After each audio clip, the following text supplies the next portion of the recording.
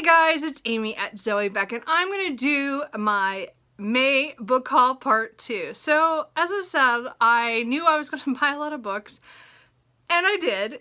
I mean, luckily a lot of these, I didn't spend a whole lot of money, but I did spend money, and a lot of it was my birthday money and gift cards I had already that I finally depleted some of them, so there's quite a lot of books here. I'm actually surprised. So my first book haul had 13 books in it, and I thought, okay, well that was pretty massive because it had a library book sale in it. Yeah, I have 13 more books.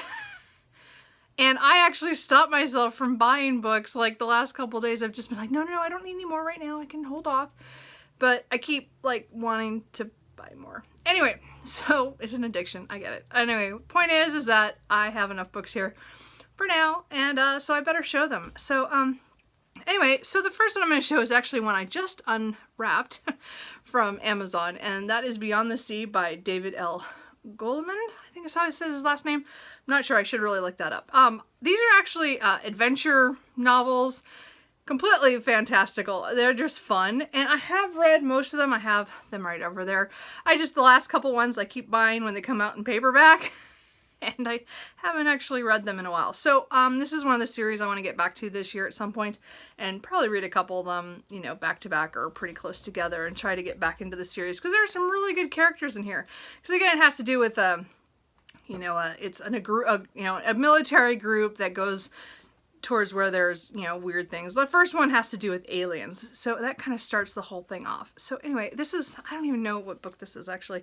I was gonna check and then I forgot. 1, 2, 3, 6, 7, 8, 9, 10, 11. So this looks like 12. I'm a little behind because I've read like 6. So anyway, I just got that.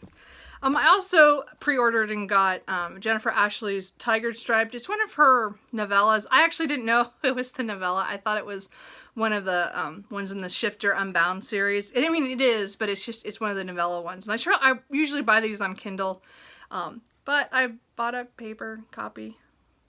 Whoops. So it's far in the series, and it follows a couple of my characters that I really liked from one of the other books, so that's cool. I mean, I would probably want it anyway in paperback, but I wasn't going to buy it, but I got confused. I thought it was the new book, and it was actually the one I bought a couple months ago, which is why I'm behind on that series now. Was it last week? Last week. My dad and I went to Pal's, and I picked up A Brief History of 7 Killings by Marlon James.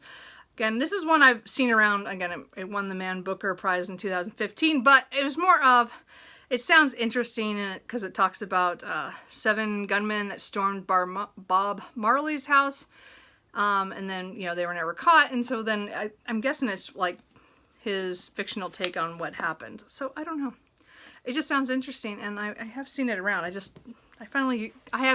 didn't spend much money on it. Actually, I spent like $1 or $2 because I had a end of a gift card, so it didn't cost me that much money.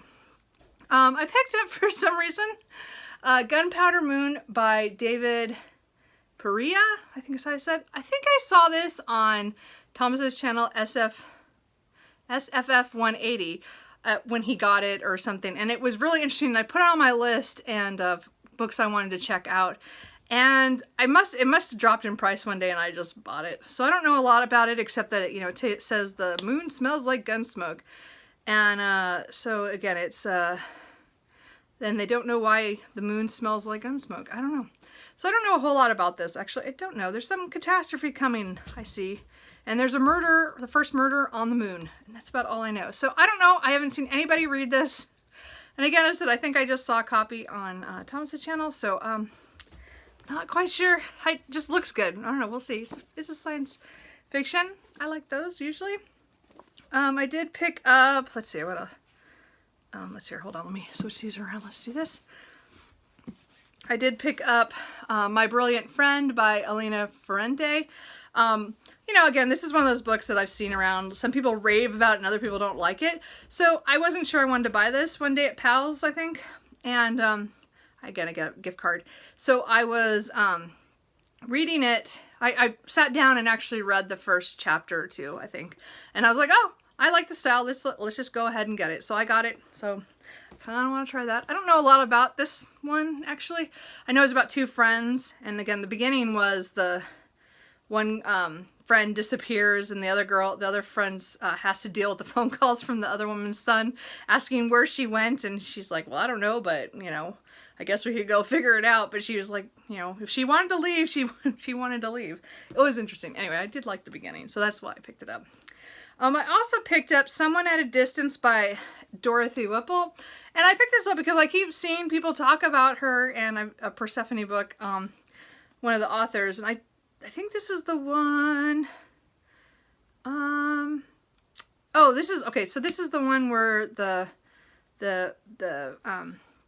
family has somebody come and live with them, a French girl who arrives, I think to help, for a companion or something, and then it all goes awry. I think that's how it goes. I don't know. As I said, I've not paid too much attention. I don't want to know too much going in. But again, she's one of those authors that that I've heard about that, you know, is making kind of a comeback by being republished by Persephone, and I love these books, so I wanted to pick up that one.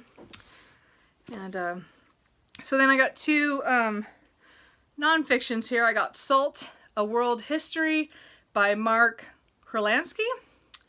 And I've seen this for a while. You know, again, it talks about salt, the substance, you know, the thing, and how it's the only rock we eat. And I think I saw a documentary of some sort. I'm not sure if it was based off of this or not. I don't think so. I think this might have come later. I'm not sure, but I know that I've seen some stuff on the salt mines and things, and I thought it'd just be kind of interesting to see. It talks about salt being the one, you know, thing that crosses borders and everything, and everybody needs it and stuff. So I thought it'd be really interesting, so I picked that up.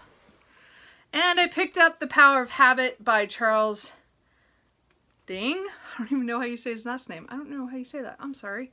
Probably heard it on a few people's channels that I have seen this on. I've had this on my wish list for a really long time, and one day it dropped in price, and I was like, okay, that's it. I'm just buying it.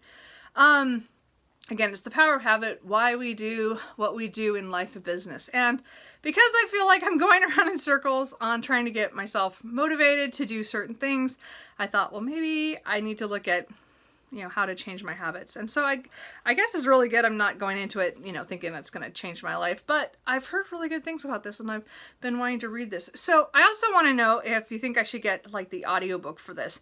I like to read along with them sometimes with audiobooks. So I thought, well, I don't know, maybe this is a good one on audio. I'm not sure, but I kind of want to read it.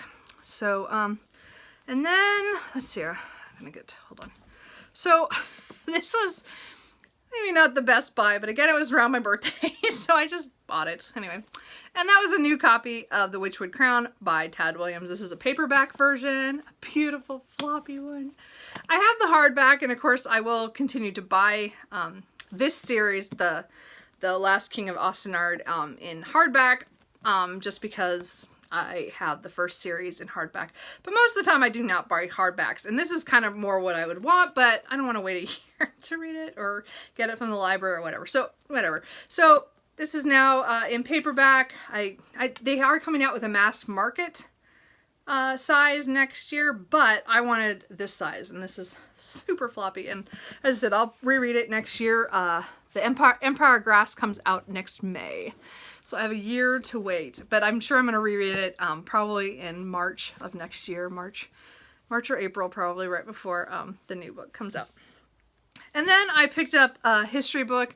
I kind of want to do that project that I've seen some people do where they read about the presidents in order from the very beginning, or, you know, people like in the time periods, like read, well, the presidents, like a biography on them, and then maybe someone who's also very influential in that time period of historical events of any kind. So the first one I picked up was Washington by Ron Chernow. I do have the second book that I want to read, which is the John Adams one. So I thought, well, I have to start with Washington. So I got this one. It's massive. I didn't actually know it was going to be so big. So I'm hoping to maybe start this when it comes to when I get to Nonfiction November, if not before that. I don't think it's going to be a book I read all at once. I think it's going to be, you know, I read a section or two and then it might sit down for a little bit. But I do want to start that project. I've been wanting to, you know, read more stuff about the presidents back in the day. So, and you know, I love old history stuff, so that's all usually old things, and I don't always know everything that happened at that time, so it'd be kind of cool. And then yesterday, not yesterday, so what day am I on? Yeah, anyway, forget it. It wasn't yesterday, I'm confused. Anyway, but on Memorial Day, I decided I wanted to buy more books.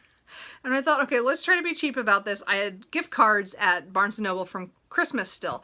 So I thought, okay, I have 40 bucks. I can go and spend that and it won't cost me any, you know, anything. And that's not bad. So I looked around and I was going to buy some. There was a couple paperbacks that were buy two, get one free. And you know, that would have taken out most of my gift cards, but they didn't have a whole lot of, I mean, there was like one book I really, really wanted and then nothing else I really wanted. So I was like, well, that's not going to work in that. So then I saw another display though that had two of the Barnes & Noble classics for $10. Now they're usually between $9 and $14 or something or other. So I was like, ugh! So I went through the whole display and I was like, well, there's nothing really here I want. So I went and then started going through the whole fiction section trying to find classics because they're pretty distinct on the Barnes & Noble farther on the sides. You can, from the binding. So I was just looking for anything that I wanted. So, but one I really, really wanted was Don Quixote. So, I don't know, Miguel de Cervantes? I don't even know how to say his name. Sorry about that. I just heard the title. So I've never read this, and this is on my bucket list of classics that I want to read. I remember reading a small section in college, but nothing beyond that. And this is one of those ones I want to at least give a good shot to. So I've been looking for a copy, and so these are nice and floppy. Anyway, so they're the Barnes & Noble ones, but I thought it sounded good. I mean, as I said, I got it for really cheap. And then I picked up an Anthony Trollope, The Way We Live Now. I believe this is the one that everybody just did a read along with Steve Donahue. And so I wasn't ready to go there because I'm in the middle of the Barchester series. But I do want to read more of him, and these are chunkers, but I thought, oh, hey, it's there. I was going to get it anyway. So I got it. It's nice, huge. And then I was looking and I saw, this is a different Barnes & Noble edition. It's not the same. Oh, it's Essential Reading, Library of Essential Reading. But I got the Forsyte Saga, I think is how you said, by John Galsworthy. I don't know. I've seen this on, I can't think whose channel, my brain went dead. It's either Ange at Beyond the Pages or Katie at Books and Things. Somebody was reading some of these books. I can't remember right off the top of my head. But anyway, I'd written it down that I was interested in them. And so I didn't mean to buy like the whole saga, but it was there. It's huge, massive, and it was, it was like $15. So when I went to check out, I got the two first ones I got for, like, they were both like $5 each. And then I was going to pay $15 for the other one. So I was like, oh, that's pretty good. And then I had a 15% off coupon that was online for Memorial Day. So technically I got out of there with $21.12 for those 3 books. And I just used one of my gift cards, one of the $20 gift cards I had, and I paid $1.12. And now I still have $20 to spend at Barnes & Noble. So I think I did pretty well, actually. So anyway, that is all the books that I bought in May. I am done for a little bit. June, I'm not saying I'm not going to buy books in June. I'm just saying I'm hopefully going to curve back a little bit. I do have 2 pre-orders that are coming that I'm super excited about. So I know for sure those are coming. I'm hoping there aren't any others. I don't know. I can't remember right now. But I really need to calm down on the book buying. I'm not saying I'm just going to stop because I never do. I'm going to try to be better about not buying everything in sight. So anyway, have you guys read any of these books? Any of these I need to focus on right away? What do you guys think? So anyway, I'll see you guys later. Bye.